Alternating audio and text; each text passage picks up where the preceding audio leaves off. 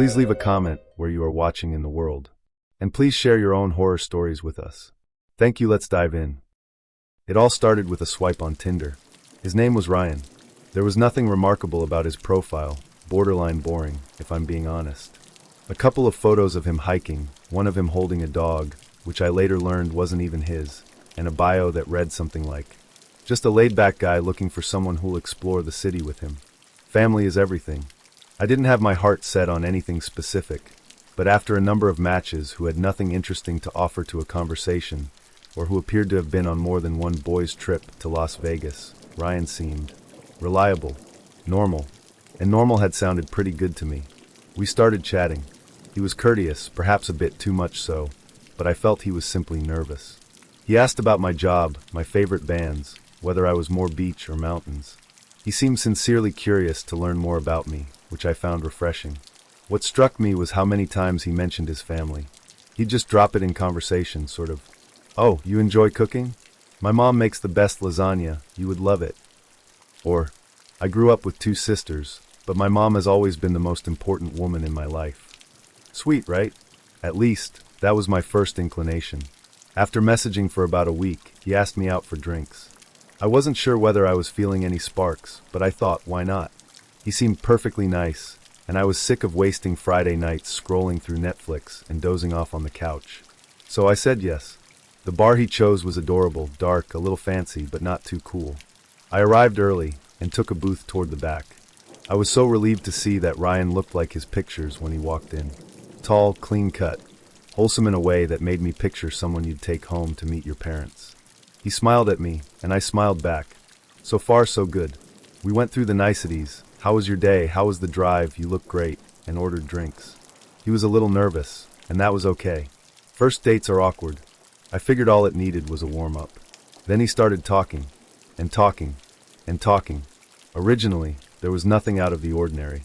He told me about his job. He worked in finance, something about spreadsheets and portfolios that I pretended to understand. Next, he started to speak about his family, specifically his mom. "She's my rock," he said, his eyes brightening. "Oh, I really don't know what I would do without her. You're the most incredible woman I've ever known." "That's nice," I said, honestly believing it was sweet. "It sounds like you're pretty close."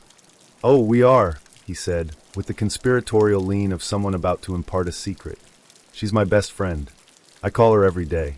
Sometimes twice a day. She understands me, you know." I nodded, fighting to keep my smile from cracking.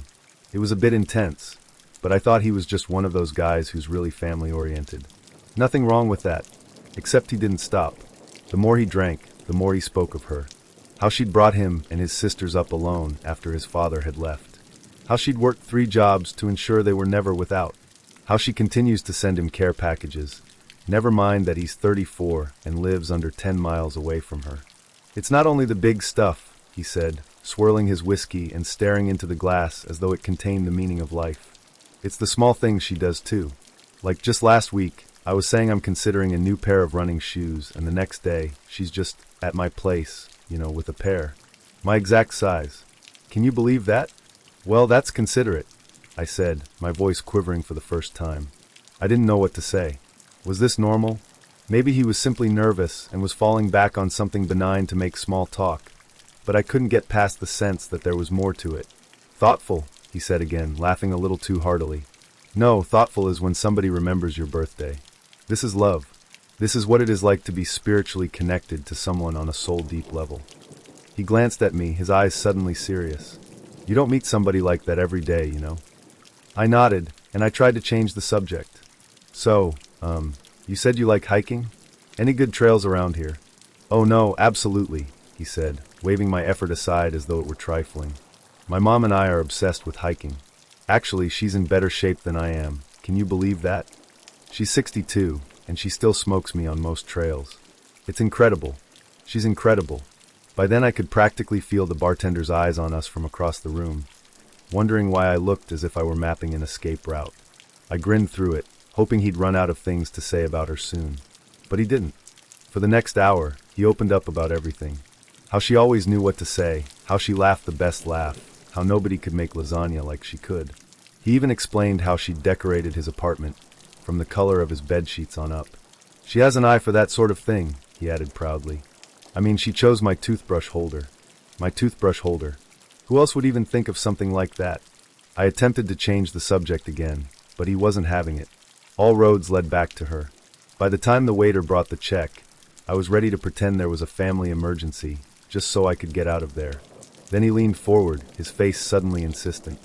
You know, he said in a lowered voice, I think she'd really like you. Oh, I said, nervous laughter escaping me. That's great. No, I mean it, he said, looking into my eyes. You have this kind of warmth about you. Like her. It's rare. She's going to love you. He said it in the way that turned my stomach. Not she'd love me. She's going to love me. Like it was inevitable. Like it was already decided. I snatched my coat and made some excuse about rising early for work, and he insisted on walking me to my car. I didn't have the heart to tell him no, so I let him, even though all of my instincts were yelling at me to run. As we arrived at my car, he stopped and turned to face me. I really enjoyed myself tonight, he said, smiling in a way that did not touch his eyes. I think we really clicked. Yeah, I said, struggling with my keys. Thanks for the drink. I'll text you tomorrow, he said, moving closer. Perhaps we can do dinner next time. My mother prepares this wonderful roast chicken. You'd love it. I stopped in my tracks, my hand resting on the door handle. Dinner with your mom? Of course, he replied, as if it were the most obvious thing in the world. She has to meet you. I mean, if this is going to lead anywhere, she has to give the green light. I didn't even respond. I murmured the quickest of goodnights, and climbed into my car and locked the doors as soon as they were closed.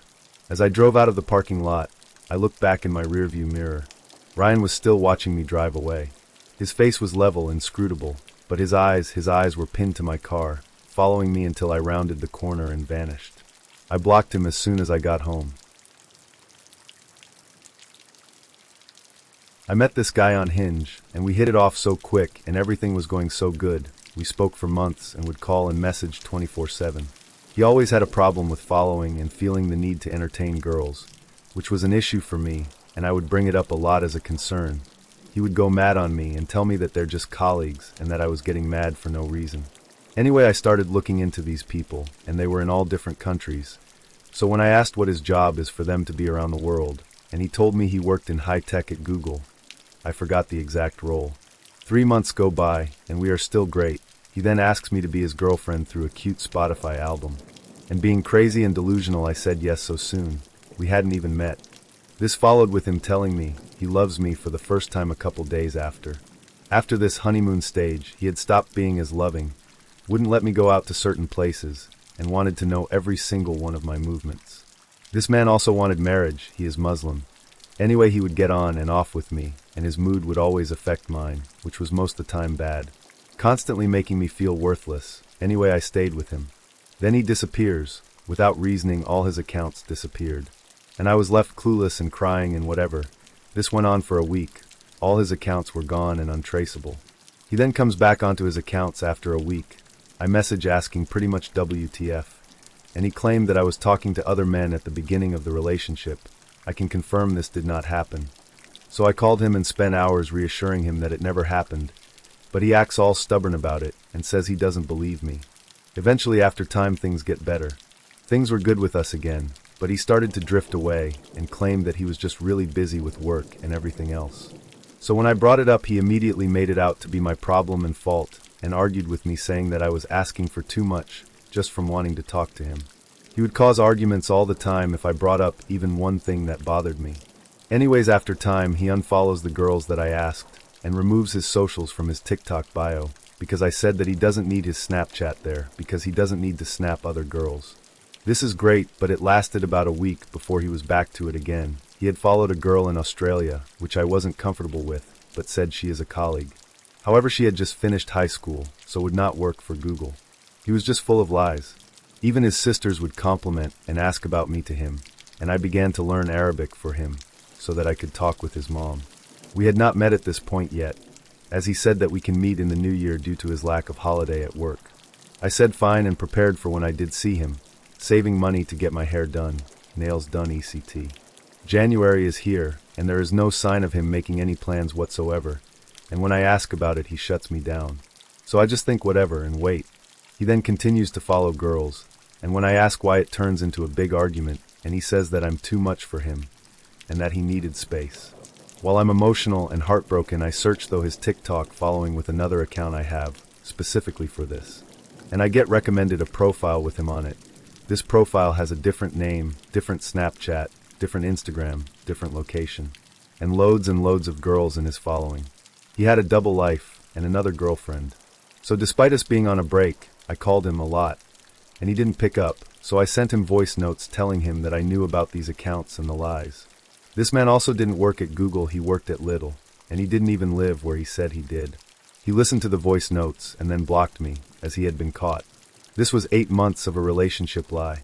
The craziest part is that I've seen a picture of his ID with the name I thought was his, but I don't even know his real name or who he really is. I want to tell my story after a series of crappy relationships/dating ventures. I'm 27, been in a few relationships, but none of them have lasted long enough to be considered long-term. I've been love-bombed, pressured/coerced into bed, ghosted, and outright disrespected by almost every guy I've been with. This is a long one, but trust me, it's a must-read. I've heard that the guys I pick are usually a reflection of how I view myself, and yes, I agree, but to a certain extent. Most of the guys I've been with have faked being a good guy up until we both got comfortable. Then they started showing their true colors. I used to love myself when I was single. I wouldn't even seek out a relationship because I was so happy by myself. Somehow I'd always get sucked into the dating world by a guy that was charming enough to catch my attention. I think after so many failed attempts at dating and trying to form a healthy relationship, I've began to hate myself. I've started thinking, what is it about me that makes it so hard for men to stay with me? Because of that, I've taken lots of time to rebuild myself and look deep into my own flaws to see what I did wrong in past relationships and try to fix it. In one of those relationships, I was taking it too serious, and he so obviously wasn't. In the next relationship, I was emotionally unavailable for the majority of it BC. I was going through grief. In the next one, I was ready for a healthy relationship, and he made it seem like he was too by love bombing me. I fell for it BC. I had never felt so loved. Then I woke up to a phone call saying he wasn't used to being loved the way I loved him, and ghosted. I was devastated. I swore off dating for a year and a half after that. That happened in August 23rd. I tried healing a lot of childhood trauma because I realized it was directly tied to the type of men I picked. It worked. I healed myself in ways I didn't think I could heal. Fast forward to now, I've decided that I'm open to dating again. I'm not actively seeking it out, but if it finds me, I'm open to seeing where things go. The only difference now is that I only want to date intentionally. I don't want to give myself to someone that I'm not sure is going to last long. I have a lot of love to give, so I'm not going to give it out to just anyone anymore. Over the past month or so, I've been asked on 2 dates, and while both went well, at the end they expressed that they were only looking for something more along the lines of friends with benefits. I immediately said no thanks, it's not for me, and left it at that. Then one night as I was getting home, I got a call from an unknown number. I usually don't answer unknown numbers, but this time I was waiting for a call from a family friend that was buying a painting from me, so I assumed it was them. I answered, and the first thing that came from their mouth was, "Am I a crappy person?" I didn't recognize the voice at first, so I said, "Who's this?" And he said, "You know who it is." In that moment I realized that I did in fact know who it was. It was the guy that ghosted me after love bombing me for months, and getting me to fall so deeply in love with him. I guess you could say he was my first love. I froze and stayed quiet as he rambled on about how he knows he was shitty for ghosting me. He went on, then started saying how he realized he was seeking the ways I loved him in every woman he was with since, and none of them would show him that same love, so he'd be left with thoughts of me. I was shocked, to say the least. I had to keep reminding myself that this was the man that love bombed me, and that's probably what he was trying to do again. The more he talked, the more I thought I'd fall for it. The more I realized how easy it was to talk to him for hours and hours with no awkward silence. How I loved when he'd sing to me, even though he didn't have the best singing voice. How he'd send me the songs with lyrics that fit our situation so perfectly. I found myself falling into his trap once again. We ended up talking on the phone for 7 hours. I was so disappointed in myself for it, and he knew it. He kept saying things like, "I'm sure you're hating how easy it is to talk to me. Trust me, I don't get it either." I was blinded once again. His words struck something in me, and for some reason, in the moment I believed him. Then we ended the phone call. As soon as we did, I had a heavy pit in my stomach. I felt this indescribable feeling. After sleeping on it, I woke up to a phone call from him. Just like he used to, he called me on the way to work just to say good morning. We hung up after saying good morning, and I knew exactly what that pit was in my stomach. The feeling of impending doom.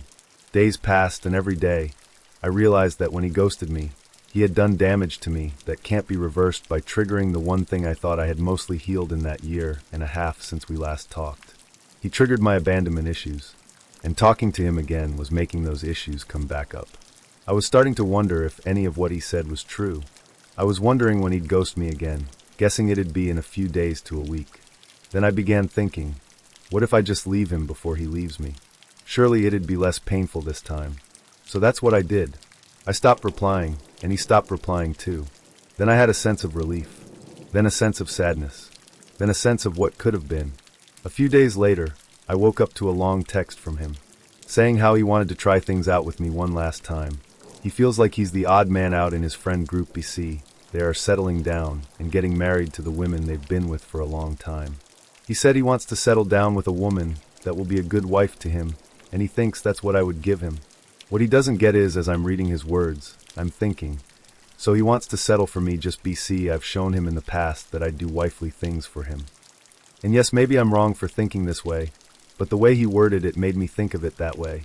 My future husband will want me, not just for the wifely things I'd do for him, but for other things too. He'd want me for my wits, my intelligence, and my thought process. He'd want me for the little habits I have, and the little things I appreciate. He'd want me for the platonic things too. BC, I believe a relationship has to also be a companionship as well, and not everything has to be romantic or sexual.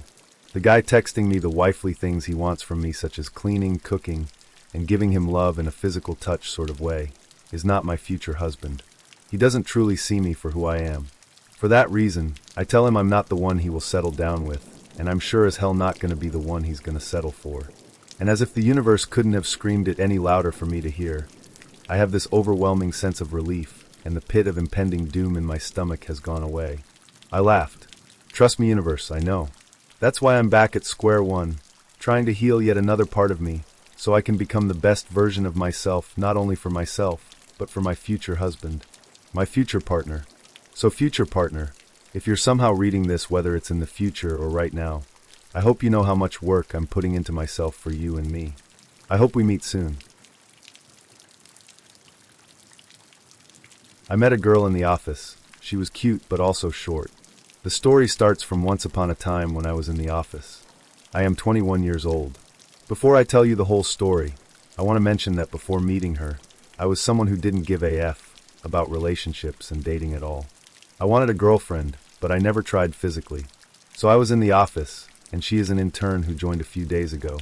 I hadn't seen her before in the office, so I was looking for someone in the office whom I had met for important work.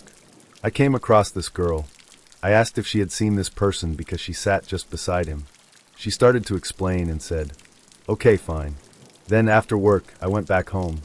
When I got home, I opened my LinkedIn and saw that the same girl had already liked one of my posts. I sent her a message on LinkedIn saying, "Oh, thanks for the like." Then we started chatting. After that, I asked her if she wanted to chat on WhatsApp. I asked about going to a movie.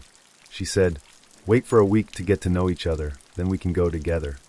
A few days later, I asked about going to lunch together. She said okay, but I had to come to where she sits, and then we would go together. I said no, since I am too much of an introvert. I am not able to do that. She also declined, saying that if I wanted to go, I had to come over to her desk. I planned that what if I told her to come downstairs from the office, and then we would go. She accepted that, and that was the moment I saw a girl. I had never felt something like this before. This particular feeling hit differently for me. We went for lunch, and I talked to her a lot. I cracked a few jokes about her height, but deep down, I knew she was just having a good time with me. I predicted that this particular girl had no feelings for me. There was nothing from her towards me. This was on my mind. Then I told her I wanted her as my girlfriend. I proposed to her, but I did it in a student way. I sent her an encrypted message telling her how to decrypt it. She decrypted the message, but she gave an unreliable answer that I couldn't understand. I also gave her a time limit. Then she replied, but I didn't understand, and when I asked her again, she still didn't reply. I also have anxiety. I had already told her I have this overthinking problem. I think a lot, and I feel unwell when I get anxious, but despite knowing this, she didn't reply. After that, I blocked her on WhatsApp. The next morning, I felt kind of good. It was like something heavy was now off my mind. I felt different. After a few days, when I saw her again, or when I blocked her, she came to my desk asking for a charger. I said I didn't have it, and she went back to her desk. The story ends. But some days after, whenever I saw her, I had these mental issues start, and I began overthinking, etc. After a few days went by, I unblocked her and said sorry. I mentioned that I didn't need any negativity in my workplace, nor did she, so let's have a good time while working in the office. She said, yes, of course, I don't have any problem with you. And this time she booked me. I was happy, but she gave me trauma. I think I will never try this girlfriend thing in my whole life. Now I see her with another guy who sits just in front of me, just one table away, and I do feel bad. It's life, everything. I feel I am not good at anything. Even in this part of life, I have failed again. But I remember this quote, I will try until I fail enough to fail again. Learning, don't get attached to people even if you are introverted. People are just people who don't care about your feelings. As introverts, they get attached more easily when they get a little attention from people, so I will not do this. Focus on being something that you are proud of rather than being something else. When at the end of your life you curse your life, and people surround yourself with good people, quality matters over quantity. So I was in a relationship with my ex, Alexis, about 5 years ago. I fell for her because of her snarky attitude, intelligence, and kindness. At least, the person she was back then. We clicked instantly, bonding over shared jokes, and I felt like we had something special. But even early on, there were red flags. Alexis lied about small things, often to keep to herself, and avoided asking for help, even when it would have benefited her. For example, she refused my offer to help with social studies, claiming her grandparents would suspect something, even though it was clear she didn't know how Canadian social studies worked. Another red flag was her emotional distance. She would shut me out during hard times, leaving me confused about where I stood. She had insecurities that she occasionally acknowledged, like how being around a bad crowd in the US had negatively influenced her, but she rarely let me help her with anything meaningful.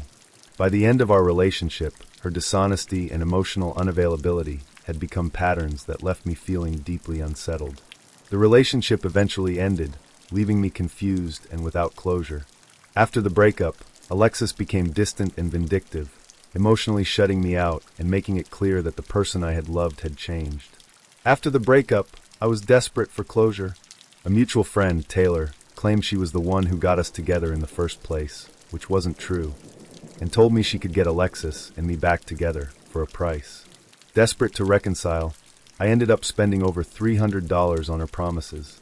For 8 weeks, I'd ask for updates every couple of weeks, but instead of answers, I got excuses, lies, or outright yelling.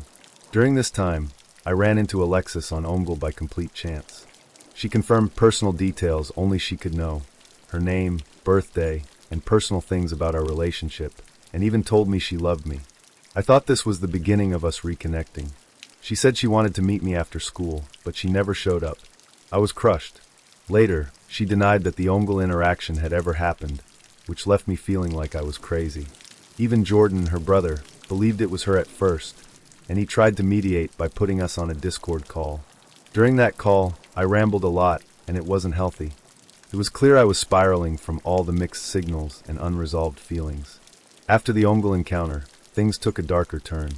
Taylor started spreading rumors that I was dangerously obsessed with Alexis, saying I'd go to her house to hurt her. These rumors reached Alexis, and despite knowing the truth, she chose not to disprove them. Her silence allowed the lies to spread throughout the school, leading to devastating consequences. I lost my friends, my reputation, and even became a target. I was physically jumped because of the rumors. Looking back, this was one of the most painful parts of the entire experience. Alexis's inaction felt like a betrayal, compounding the emotional toll of the breakup and the confusion from Omegle. Then, Alexis announced she was moving back to the US. Despite everything, we were somehow still on friendly terms. Before she left, she invited me, Taylor, and my best friend to a water park to spend the day together. At the water park, we all laughed and had fun, but her behavior toward me stood out. While she took everyone else aside for 5 minutes to say her goodbyes, she pulled me aside for an hour.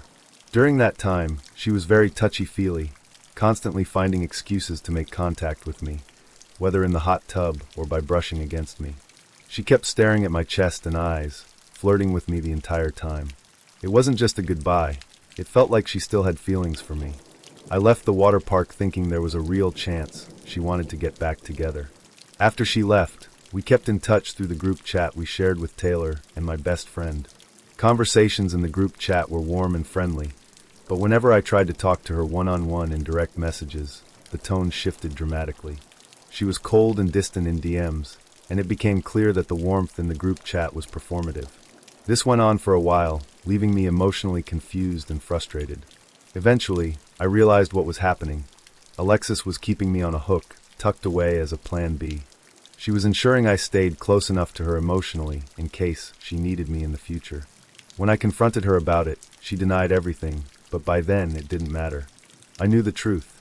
After I cut contact with Alexis entirely, Jordan started asking if I was talking to her again, thinking he heard my voice in her room. It turned out Alexis was dating a guy who looked and sounded like me, but he didn't have my personality. Their relationship was short-lived, and she dumped him soon after. From there, she bounced between dating various guys and girls, none lasting longer than a month. In June 2024, I noticed Alexis appearing in my Facebook friend suggestions. This started 1 to 2 weeks after her breakup with Ryan, her most recent ex-boyfriend.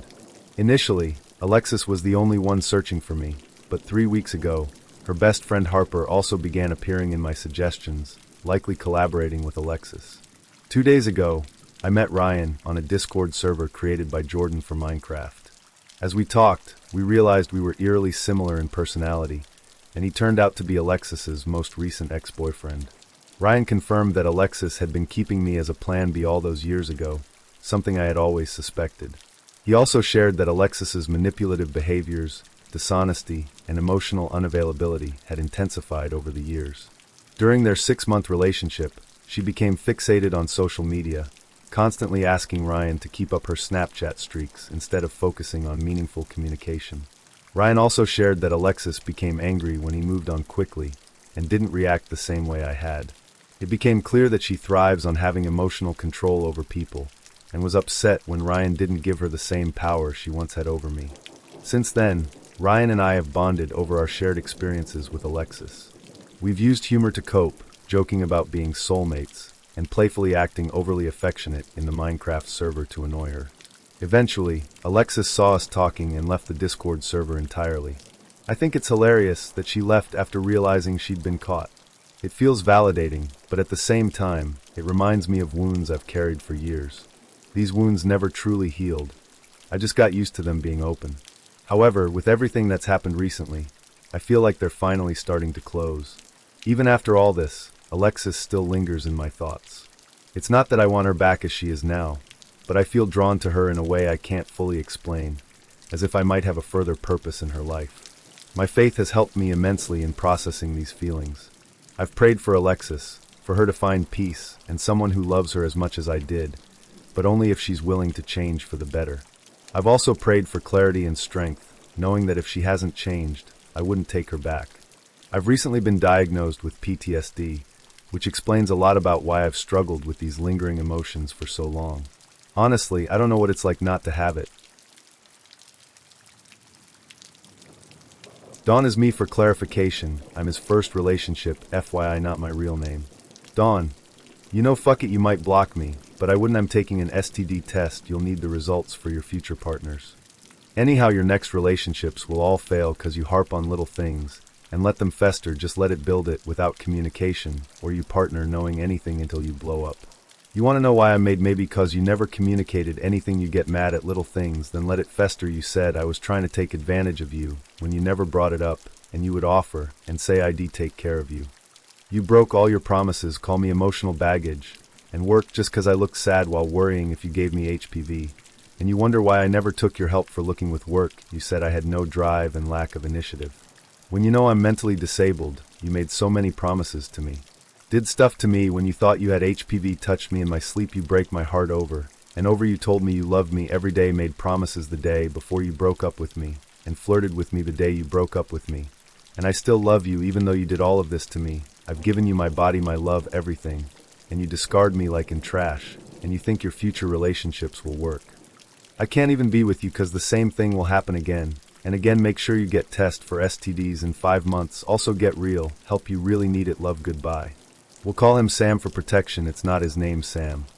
It's my own choice whether I date someone or not. I really shouldn't have to explain why I think a relationship will or will not work. The things I thought would make a relationship untenable are not things you can fix in any meaningful amount of time. I stayed with you longer than I should have, wondering if you would take steps forward. You had not, and we're still waiting for your brother to show up and fix your problems or make a decision when we broke up.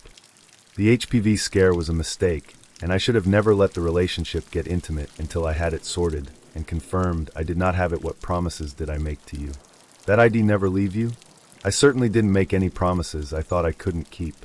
Every message you've sent after we broke up had been nothing but hurtful.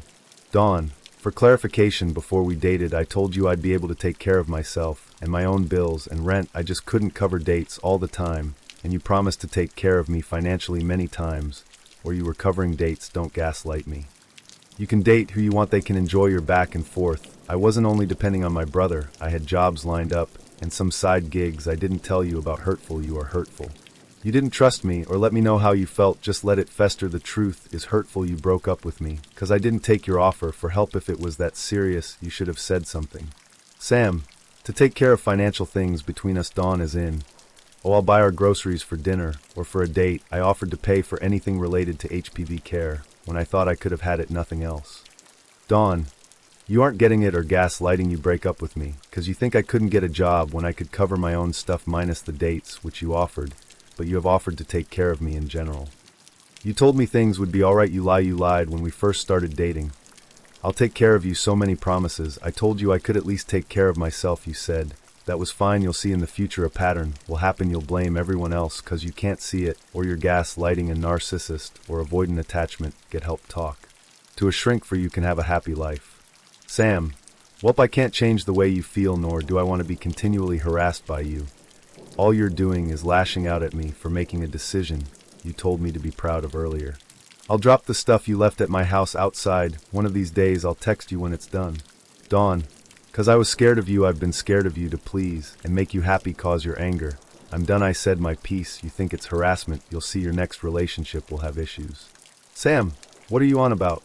There was never a point in our relationship where I was angry at you beyond minor frustration or annoyance. If you felt scared about not being able to make me happy, then you should have said more. I can't control how you feel. I have no anger or owl towards you. I don't want to associate with you anymore.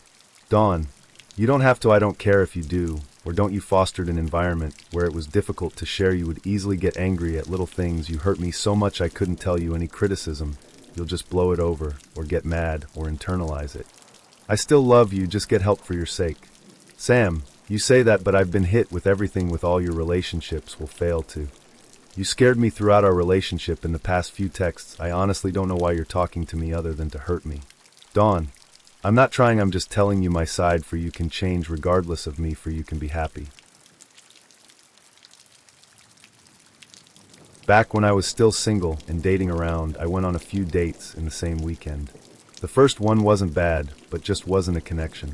I got home from that and got back on the dating apps and matched with someone new. After a bit of talking, we made tentative plans to meet up the next day for lunch. I suggested we go for tacos, and she said that she had tacos the night before. I suggested barbecue, and she said she wasn't in the mood. Foreshadowing, I then suggested that we just go to the farmer's market where there's plenty of options to eat. She agreed. She suggested that I pick her up, but I don't really like to do that on first dates, so I said we should just meet at the farmer's market. It was a Sunday in Nashville when we met up, and the traffic was bad, and it was a very hot day in August. It took a long time to find parking, but eventually we both did. I walked up and noticed she looked a bit different than her pictures. Not a deal breaker by any means, but admittedly put a sour taste in my mouth. She immediately started complaining about the traffic and parking. I kind of brushed it off and just wanted to have a nice time. We went inside and started looking at the options. I'm not a picky eater, so I was kind of letting her make the decision on where she wanted to eat while making suggestions here and there. She denied every suggestion. We walked around the entire place. When I asked, anything calling out to you? She replied with, "There was this barbecue place around the corner that looked good." I bit my tongue and said, "Sure, that sounds great." We got the food, I paid for it, and we sat down. We started talking, and the conversation was nice. It eventually came to a LUL, and she said, "What should we do next?" I offered that we go outside and look at all the vendors, so we did. We grabbed ice cream on the way out. The conversation was very one-sided when we were walking around, which seemed odd to me considering it flowed very well while we were eating. We got done walking around and looking at the vendors, and I was about to call it and go home, and she said, "What should we do next?" Against my better judgment, I agreed to keep it going as I had nothing going on that day, and thought, what's the harm? We sat down and started brainstorming. I suggested a movie, and she said she wanted to do something more social. I suggested a vineyard that I know of that's pretty nice, and she said it was too hot for that. She said that she wanted to see live music, and I said, "Well, that sounds fun, but it's 2 p.m. on a Sunday, so the only place in town that would have live music would be Broadway, which is a touristy part of town that most locals try to avoid." She agreed that we shouldn't go to Broadway. We couldn't decide on plans, so she suggested we walk to a nearby bar and get a few drinks while we decided some more. I thought that sounded great, so we did. On the way there, she noticed a group of people in the park doing exercises and made the comment, "OMG, have you ever seen such small dick energy in your life?" Which put me back, and I said, "For exercising?" She said, "Yeah, it's just so desperate." I didn't know what to say, so I kinda just brushed it off and switched topics. We got to the bar and got drinks. Started talking, and again the conversation was good. Eventually it came to a LUL again, and she said once more, "So what's next?" I said, "Honestly, I don't know. I've made suggestions that you didn't like and music sounds nice, but it's not really an option." She seemed upset at my response, so she stopped talking altogether and stopped looking at me as well. I paid the tab, and we started to leave. The walk back to the car was more than awkward. We got to our cars and I said, "All right, bye," and she said nothing. I got a text about 5 minutes later from her saying, "That was the worst first date I've ever had." I can't always be the one suggesting where to go next and driving the conversation. I felt absolutely dumbfounded that she thought she was doing any of that. Needless to say, there wasn't a second date. Hello friends. Today we will share a story, by our accounts a hilarious one, about the first torrid and intense relationship of a friend of ours. Due to the consistently high possibilities of cap, inconsistencies, and bravado, we would like to share this and hear your guys' opinions on our protagonist's behavior. Important to keep in mind that everything we'll be telling here is based on texts that one of the editors, Homie, maintained with the story's male protagonist, our hero. If parts of the story feel fishy, they might be bullshit. Our friend, which we'll call the hero throughout this tale, is a 24-year-old male, a single child from a financially stable family. Our hero comes from a humble village where he lives with his parents, has a master's in informatics, and just recently got his first job. Hero is around 1m90, has glasses, hair is slicked backward, lil chunky in his torso but skinny legs. Overall, he's a good-looking person, but could definitely work on his leg situation. For routine, besides his job, he's an avid gamer, with thousands of hours in games such as League of Legends and Path of Exile, after an extensive and intense relationship with Minecraft. Hero shows pretty damning indications of being an Andrew Tate believer, and also intentions to vote in a far-right political party. Although our hero did have some success with the ladies before university, his contact with the female world was definitely scarce up until now. By all accounts, it should be expected that he's considerably insecure and generally unaware of how to proceed. So to start off, our hero started his first job about a month ago, and 2 weeks after his start, contact with our female protagonist, we'll call her Jacqueline, began. Our Jacqueline, from Hero's description, is flirtatious, outgoing, younger than Hero, about 20 to 21 years old, and an 8.5 out of 10. Editor's note, we're expecting 8.5, but the likelihood of cap is concerning. After some soft flirtation, our hero finally gathered the courage to ask her out. However, he ended up inviting his date's friend's couple. So by accident, a double date.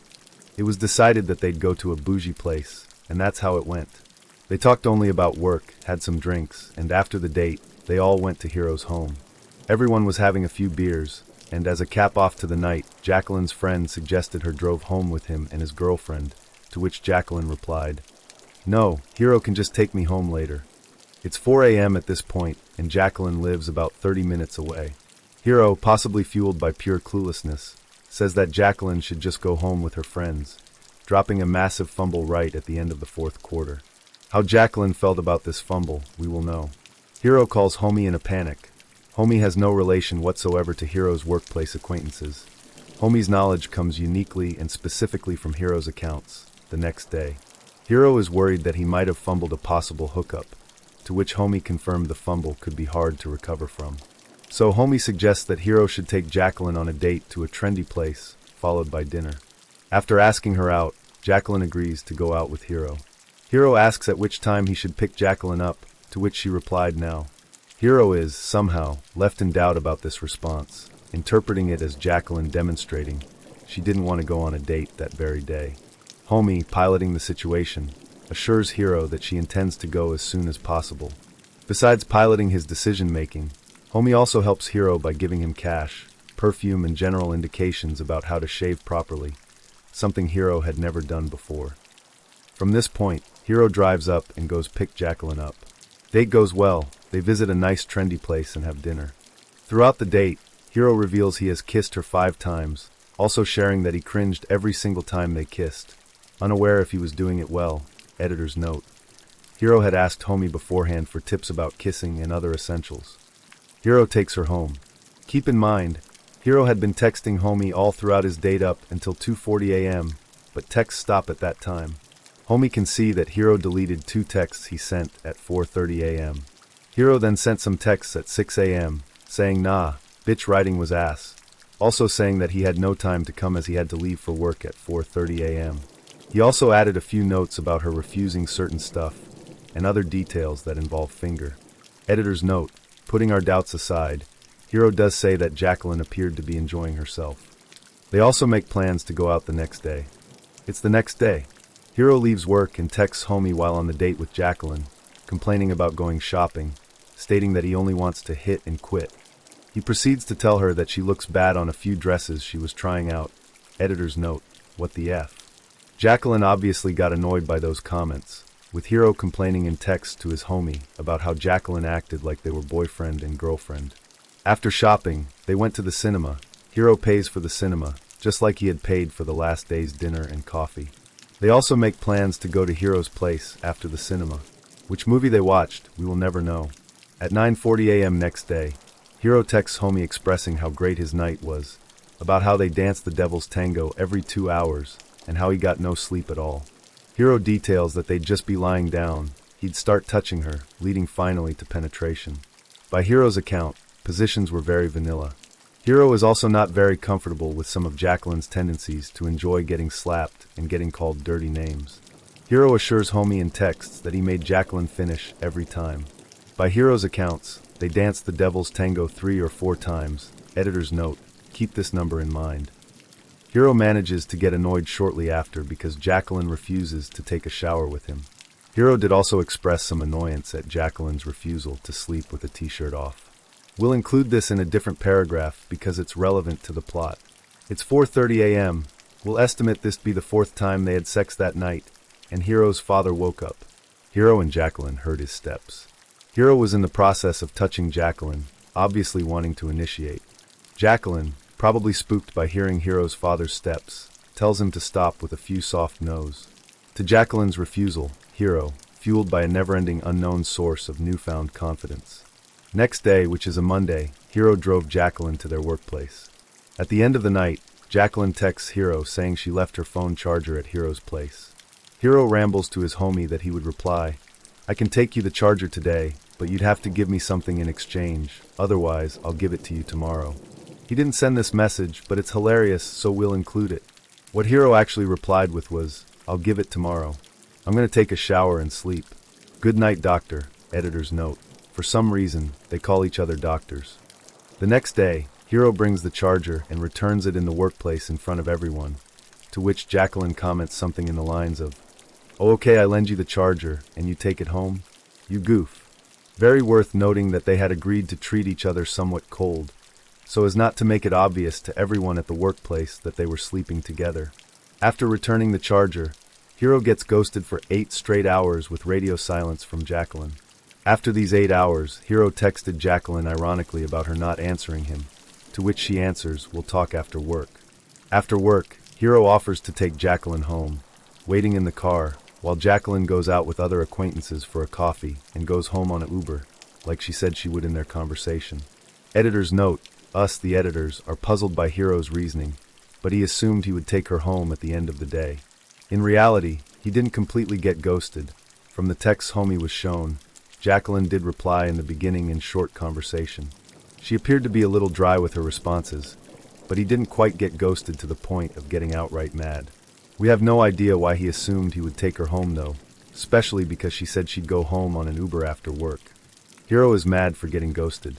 In text, he tells Homie that he would start being cold to Jacqueline if she didn't give him more attention, and that he would just go after other people in his workplace.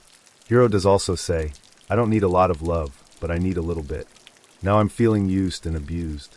Hiro's trait of being needy comes to play here, in harmony with Hiro also stating that he loved the after-sex talks and cuddles they had after the 5 to 6 times they had sex 2 nights ago. Jacqueline did, supposedly, call Hiro later that night, supposedly crying, apologizing for giving him a cold shoulder.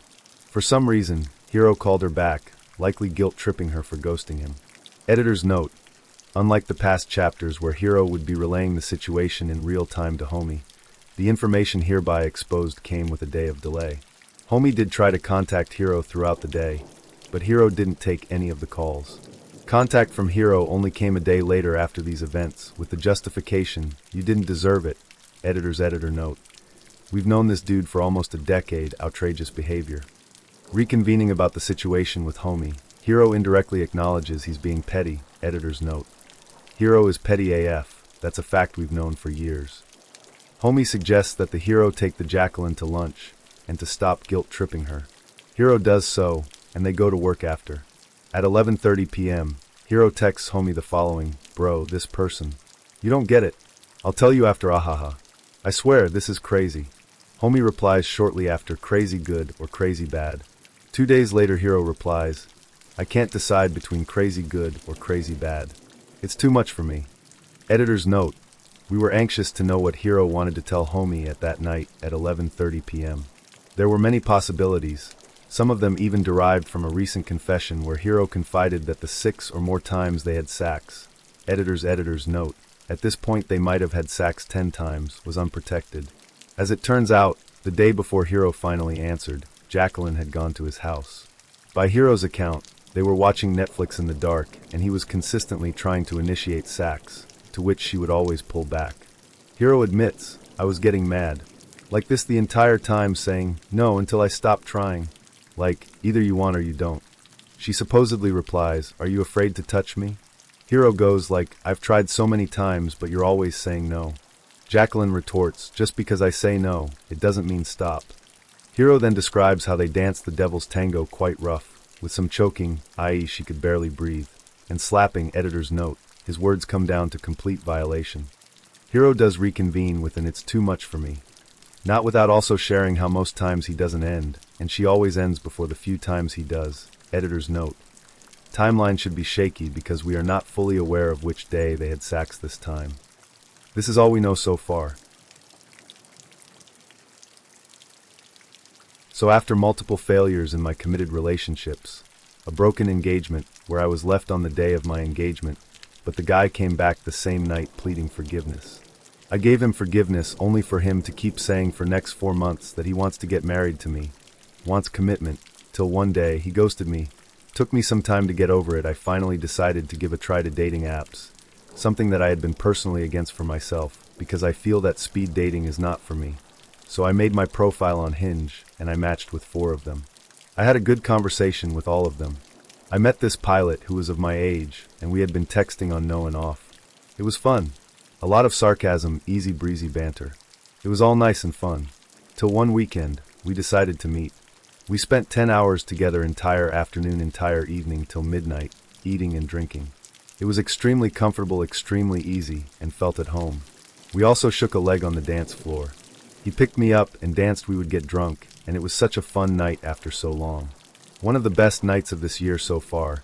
He tried to kiss me when we were leaving, but I backed off because it was a public place. But next day I invited him over. We cuddled, watched some comedy show, and we slept with each other. It was great. Absolutely ducking great. We cuddled it for a bit, and then he left and he again hugged me. He lifted me, and it was such a happy vibe. I texted him that can we meet again, and that he was really good, and he said it was really nice meeting someone like you, and after one day no response next day. Something felt off, but I thought must be busy with work because he's a pilot.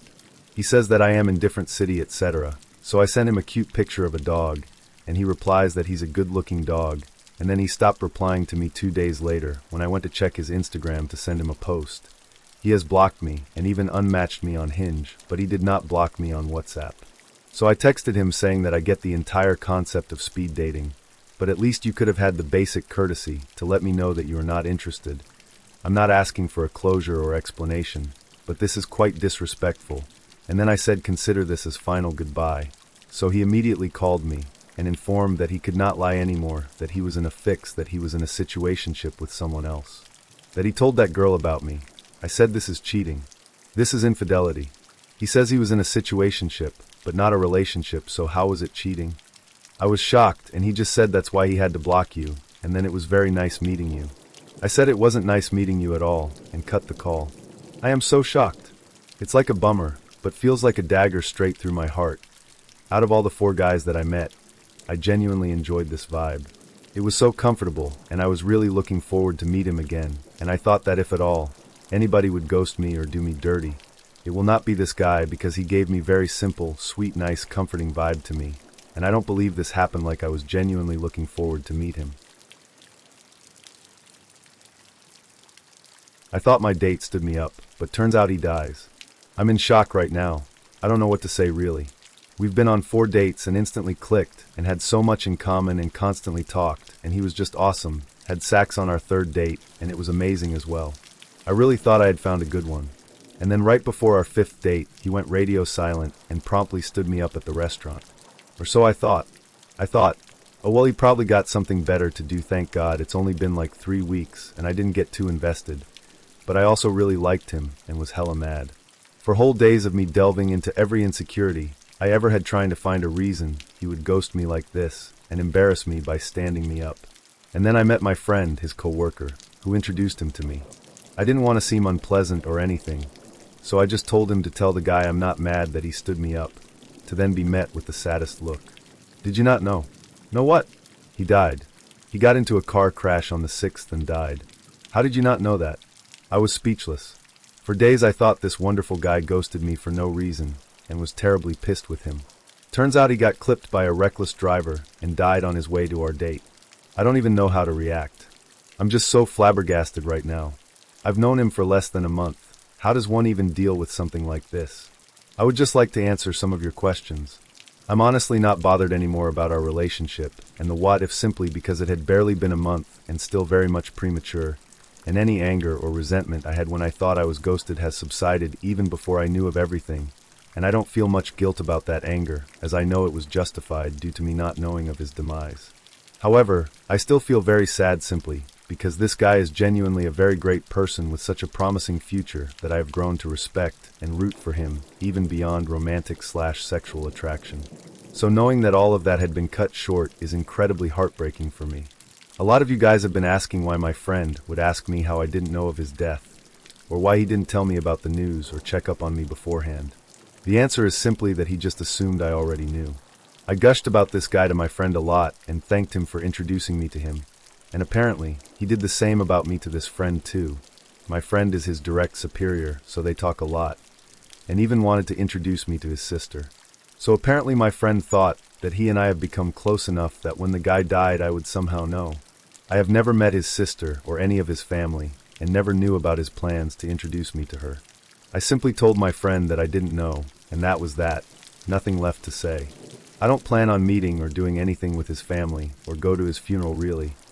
I was no more than a little blip in his 21-year life, so there isn't any reason for me to get any deeper. I did, however, send a message to his sister through social media to give my condolences, only as a friend of course. She thanked me and that's it.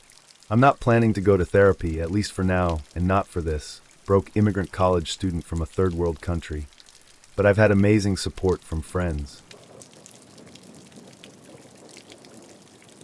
I've been dating an amazing guy for the past 3 months, and things are pretty perfect between us. We already had a pre-established friendship of over a year before we got together, so I had a small image of how a relationship with him would be. I was the one who confessed my feelings for him first after weeks of debating whether or not my feelings for him were romantic or platonic. Everyone around me kept saying he was an amazing guy, and we already looked like a couple. So I went ahead and told him that I had feelings for him, and that, while I was still unsure how exactly I felt, I needed to get it off my chest and be honest with him. He confessed he also had feelings for me for a while, and never felt comfortable doing anything about it in fear of rejection or making me feel uncomfortable. He gave me time to decide what I wanted to do with my feelings, now knowing his, and after a week of again everyone around me telling me I need to stop playing with him, I decided to make it official. Things were great at first. He's so respectful and caring towards me. He's treated me so well, like this boy is a walking green flag, and I really do care for and love him. But for the past 2 weeks, every time I'm not with him or talking to him, it's like a tiny voice that's been getting louder and louder keeps telling me I don't actually love him and I shouldn't be in this relationship. I just don't know what to do. I know I need to be honest with him and telling him how I feel. But I know I'ma be hurting him and that I'll be seen as the a-hole for leaving this amazing guy. But I don't want to force myself to be in a relationship where I don't feel 100% committed just because I'm scared of hurting his feelings. I'm making myself physical sick at this point with how anxious I am about everything. When I do figure out the words to say to him, I just hope we can settle things rationally. Another story to add here. I can't possibly tell anyone I know about this story, so here it goes. 2 years ago, I returned home from my father's funeral. As soon as I opened the door to my apartment, a guy holding a crowbar came out from my kitchen holding my TV. I live in the city, so robberies are common. The guy began shouting at me, and he clumsily dropped my TV and began holding the crowbar like it was a baseball bat. I was so stunned at what was happening that I didn't move. The guy screamed at me to empty my pockets. From the stress of the last few days with my father passing away, I simply started crying. Not out of fear at what was happening, but because this was literally the worst time of my life. The worst moment, the worst minute and second. While crying hysterically, I gave the guy my wallet. I just sat on my floor and hugged my knees and told him, through my tears, to take whatever you want. He hesitated, looked down at me. He dropped my wallet and sat down beside me. Immediately, he began to comfort me. He began to apologize. He put my TV back on the table and told me it wasn't damaged. He told me that he lost his job and that his mom needed medicine that he couldn't afford and that they were homeless. He told me all of this while I just wailed. I cried for my father, who was lost. I cried for my future, for it was uncertain. And I cried because my home had been intruded on in the most violent way. For a good 10 minutes I sat in the floor with a guy who had every intent to rob me, telling me that it would be okay and that he was sorry. He begged me not to call the police. I just started screaming at him to get out. He ran away so fast that he left the crowbar. I threw it after him as he ran down the street. 2 days later, I came home from work and he was sitting in front of my door. I was so terrified that I pulled out my phone, but he had this look on his face of I'm not sure how to describe it, remorse, regret. He told me that he told his mom what he did, and his mom made me some soup. He handed me this tiny bowl wrapped in tin foil. Again, I was stunned and overwhelmed and angry that I slapped the bowl out of his hands and it shattered on the floor. I told him to leave or I was calling the police. He left. I remember he looked upset. I left the soup and shattered bowl outside my door, almost as a warning for him to not come back. About 3 months after that, I got a note in my mail slot from the guy. He told me his mother had passed away and that he was no longer homeless and that he had a job. He wanted to repay me for breaking into my apartment. He wrote down his address and told me that I was welcome to break into his place if I wanted, but he didn't have much stuff. This all overwhelmed me. I threw away the letter, but I remembered his address. I remember walking by there one day, out of curiosity. It was a ratty apartment building across the city. He was walking up to his room, and he saw me. He waved. I turned away and left. He ran after me, apologized again, told me that he never meant to do what he did. He showed me the program from his mother's funeral that he kept in his wallet. He wasn't lying, she was real. He was real. He was a real person. I don't know what it was, but I believed him. We slowly began to grow together as people. I can't describe it. After a year of maintaining communication and learning about who he was, he enrolled in a local community college and began taking courses to earn credits before applying to university. I helped him study for his history class a lot. He's great at math and science, though. I never invited him over to my apartment, however. No matter how much I got to know him, I was still afraid of him, and he knew that. He knew that I couldn't trust him. But tonight, we went out for coffee because he said he had an exam in his World Civ class. When I got there, he said he forgot his book. We just talked for a bit, we laughed, and then he told me he wanted to cook for me. On a whim, I decided to invite him to my apartment. After picking up some things from the grocery store, he came over. I was so nervous that I was shaking. He noticed, he squeezed my hand, and then he made dinner. It was amazing. We talked, we laughed, we sat in the floor, and watched a movie on the TV he tried to steal. We made jokes about it, and then he told me that he missed his mom. I gave him a hug. Then he left. I don't know what I feel, but I do know that I can't give up on people anymore. Some people just have the shit end of life. Maybe things have a way of working themselves out. And I miss my dad too.